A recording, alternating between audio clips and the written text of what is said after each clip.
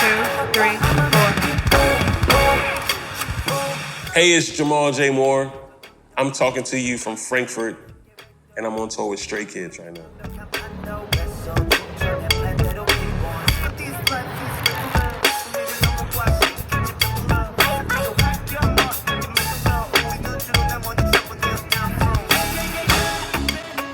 Playing with Stray Kids, playing K-pop, that style of music has been a blessing, actually, because it's allowed me to stretch my thinking, stretch my capacity musically. I think that they are programming music from a place of being fans of rock, being fans of R&B, being fans of hip hop, being fans of opera, just being fans of like music in its totality. They are making this music and they're coming up with these songs, and some of these songs I feel like have all those genres in one, you know, and so it's really stretching my mind to kind of go in and out of genres. But, you know, having to play hip hop and pop and then R&B, or having to play R&B, pop, and rock in one song, but making it one cohesive sentence, it sounds easy talking about it, but it's not really easy, man. It's an art to it. And so it's different. Versus when you're playing with an American artist, I kind of feel like I've gotten my hands on like what it is to play pop, what it is to play rock, what it is to play gospel, what it is to play R&B. And so I feel like I know what to expect in each situation when it comes to American artists. Playing with those American artists, it prepped me to be ready for what K-pop is, and K-pop is pretty interesting and pretty cool to me right now. I love it.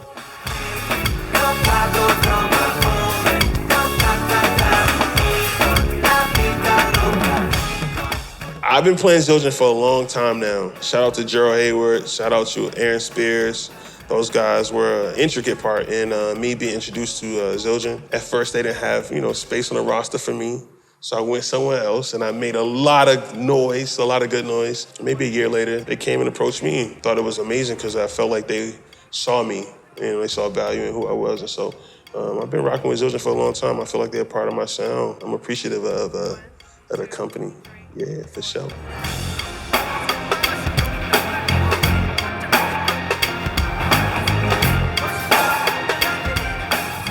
I'm always thinking about a few different things when it comes to whether it's my band or whether I'm playing with someone else. Thinking about the consumer, thinking about, what will sound good to them, but I'm also thinking about the music, and I'm also thinking about the genre. I think I'm the last person on the list, like, I really want to play this, but if it doesn't make sense, I won't play it. But that's how I think about how I choose my instruments, whether it be cymbals, whether it be drums, whether it be heads, whether it be sticks.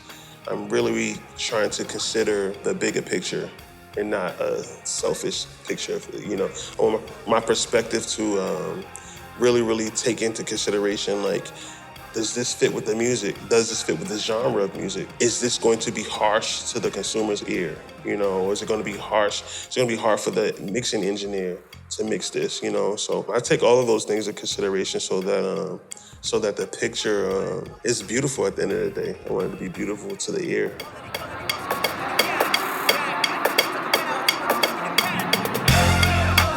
Three, four. Honestly, this is my first time playing a China as much as I'm playing like a China cymbal.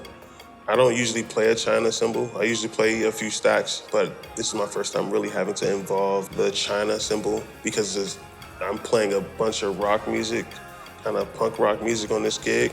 And so when I asked about, what China should I be playing right now, they told me I should be playing the Ultra Hammer. When I got it, I'm like, wow, this looks like this is going to make a lot of noise, like a lot of crazy noise. And so, it does make a lot of noise, but it's like soothing, it's good. It's like, it fits perfectly within the music. Like, it cuts through perfectly, but it's not like irritating to the mix, if that makes any sense. Because I like to think about my cymbals as like a mix. 2, 3, 4.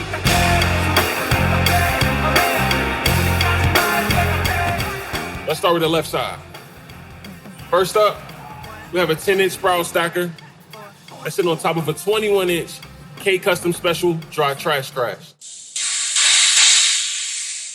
For my hi-hats, I'm playing a 15-inch Z custom hi-hat top, brilliant finish. At the bottom, I'm playing a 15-inch A custom master sound, brilliant finish. Let's move to the splashes. First, we have a 10-inch AEFX splash. That's in brilliant finish with holes in it.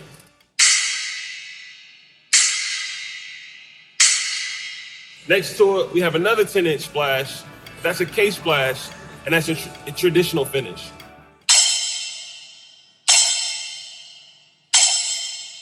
For my lead crash, I am playing a 20-inch K Sweet crash, and that's in brilliant finish. For the right side, first up we have a 21-inch A Custom 20th anniversary rod, medium thin.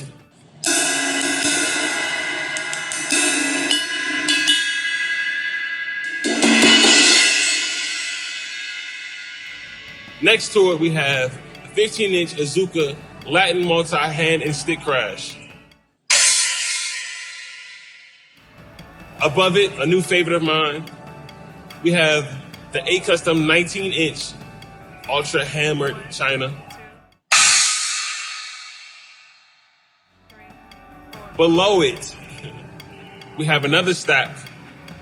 This stack is compiled of two cymbals, one being a splash and one being a crash.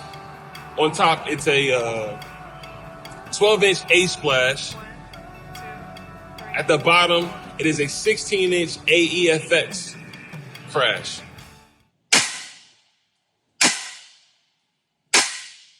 And last but not least, we have a 20-inch A Custom crash.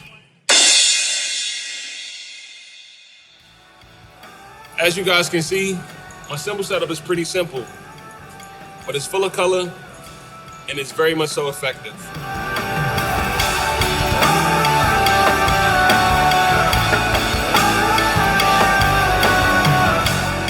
I'm a touring musician, right? I love touring. I've been touring professionally for a very long time. I also am a studio musician. I have my own studio, right? On top of that, I'm also MD, a musical director. I've really walked into that space the last 10 to 15 years, which has caused me to have my own band. I have my own band. Shout out to Band Electric. Shout out to my guys. We're based in DC. I'm a producer. I'm a father. I'm the musical director at my dad's church as well. On top of all of those things, I love clothes, right? When I was a kid, my mom, my little brother and I, we would go shopping all the time. I think they realized I was really into fashion because I would always pick out the most craziest thing to wear, or I want to wear this. I want to wear this lime green jumpsuit, or this is a true story. I really wore a lime green jumpsuit to school one day. I think they realized that, and so my mom told me, she kind of started putting a bug in my ear when I was a kid, you should do clothes. You should do clothes too, Jay. You should do clothes. And I'm like, okay, cool. As I started to get older and started to really want to get into clothes, I started printing my own t-shirts. Printing my own t-shirts has now evolved into me having my own line. I design things from scratch. I know what a t-shirt is, and so I'll design images and I'll design, what I want the cut to be like, and we call them tech packs. I have an embroidery guy at home that I use for a lot of my hats. And so, yeah, man, I am the CEO and the designer behind Kairos Worldwide, which is my brand. That's another one of my babies, one of the things that I'm trying to grow into this monstrosity. So my band and my clothes, those are things that feed me. When I say feed me, I'm not talking about financial. I'm just talking about feed my soul, feed my spirit, and allow me to be creative, fully, because it's mine. I think that me finding out who I was, how I was, me being gifted, I'm a creator. I like to create. And so I'm just taking that mindset and I'm applying it in different areas. And I just want to challenge, all the musicians, not just drummers, but musicians, to really find out what your gift is. Find out, I know you playing your instrument might be the car, but you might be special in a certain type of way. So really just tapping in, and don't just stop there. It gets deeper than that, and once you really figure out what that is, you'll really figure out how to live in purpose. You really figure out how to maximize on the life you've been given here on Earth. So shout out to you.